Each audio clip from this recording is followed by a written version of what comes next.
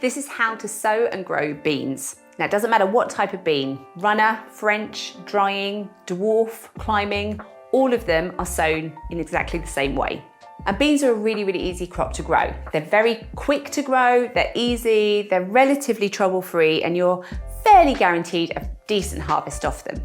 So when you're sowing beans, you've got two options. You can sow them in place exactly where you want them to grow, but that's really only an option as long as you don't suffer with mice, and also slugs really love to eat newly emerged bean shoots. So unless you're very, very lucky and have a relatively pest-free garden, starting your beans in module trays and then planting out after all risk of frost is probably the best choice for you. Now, when you're thinking about when to start your beans, bear in mind that beans grow really, really fast. So this is a crop that you're going to wait till right at the end of the propagation season before you start to sow it. So literally 2 or 3 weeks before you expect the last frost to happen.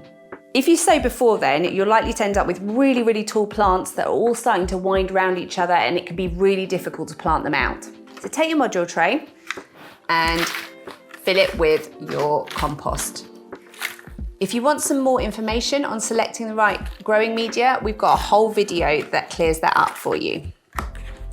So once you've filled your module tray, put it on a flat surface and give it a tap. This is better for getting all the compost to go down and fill big spaces rather than pushing it down where it might become compacted.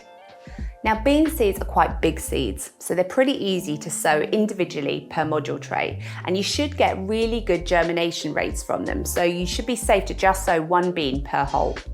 And beans like to be sowed fairly deep, so you're pushing them down into the compost to roughly the second knuckle on your finger. And once you've got your beans all in the holes, just lightly cover with another layer.